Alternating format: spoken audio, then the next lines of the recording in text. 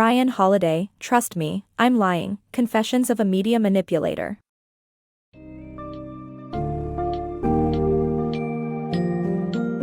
Prepare to venture into the world of contemporary media manipulation with Ryan Holiday's provocative book, Trust Me, I'm Lying, Confessions of a Media Manipulator.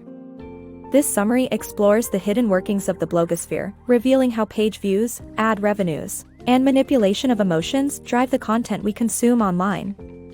Delve into the phenomenon of iterative journalism, how our emotions are manipulated by blogs, the spread of misinformation, and the power of blogs in shaping society. As you navigate this insightful summary, you will encounter eye-opening examples from the past and present that demonstrate the power and influence of the media on our lives.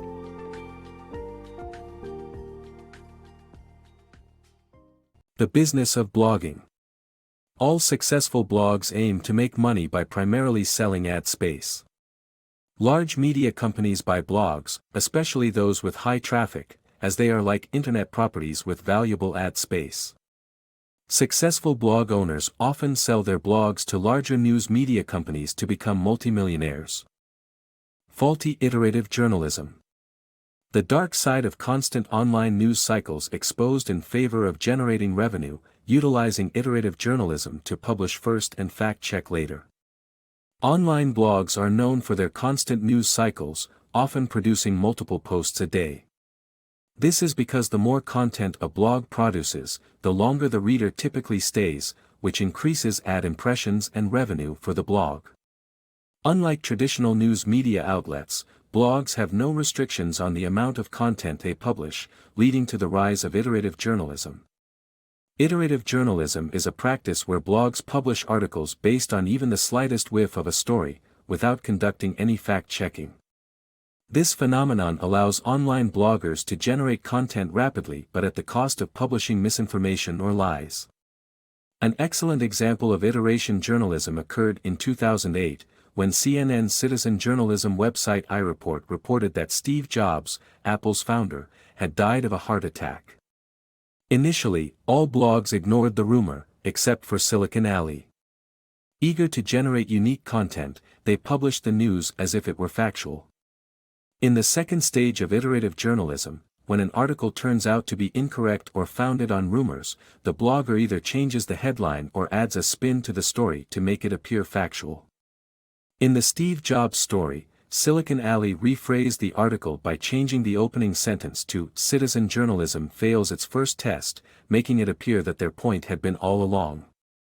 Iterative journalism enables bloggers to produce content quickly, but it also fuels the dissemination of lies and misinformation. The constant need for new content puts pressure on blogs to publish news rapidly, even without conducting proper research to confirm the truth. The pitfalls of iterative journalism. The more content a blog produces, the longer readers stay on their site, generating more ads and revenue. Therefore, blogs practice iterative journalism. In the first stage, articles are published even without fact-checking. In the second stage, errors are backtracked. A prime example is when Silicon Alley published a fake news about Steve Jobs' death to keep their readers engaged. However, when proven wrong, they twisted the headline to shift the blame. While this style helps them to churn out material quickly, it can also lead to misinformation as articles are published without proper verification. How blogs manipulate your emotions. Blogs utilize emotions like anger, fear, laughter, and excitement to increase reader engagement and generate ad revenue. Researchers found that articles that stoke anger generate the biggest reaction and get more page views than those that inspire positivity.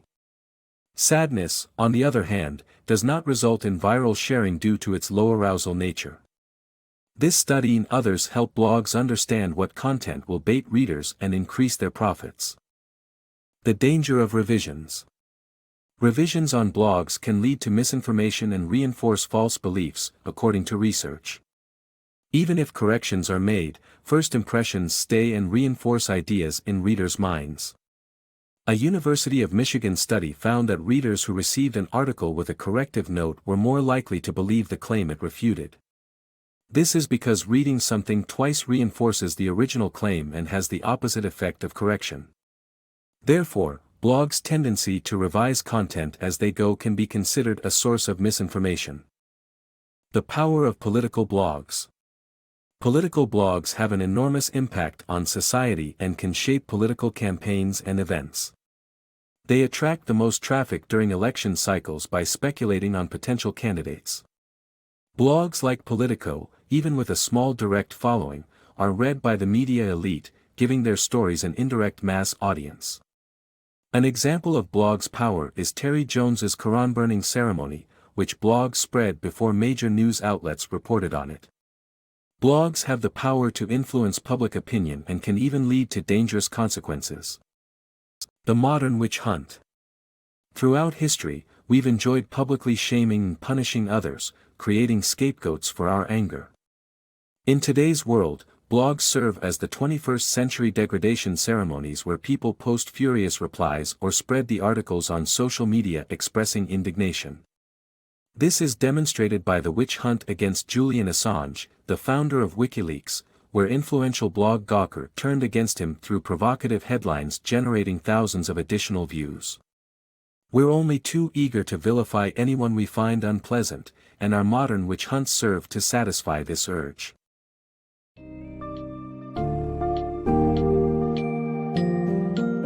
In this enlightening summary of Trust Me, I'm Lying, you have learned about the dark side of the blogosphere, where page views and ad revenues take precedence over truth and accuracy.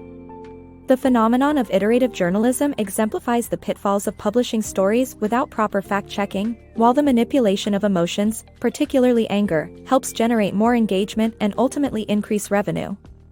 With corrective information often having counterintuitive effects and the influence of blogs on society and politics becoming more apparent, this book urges readers to engage with digital media cautiously and critically.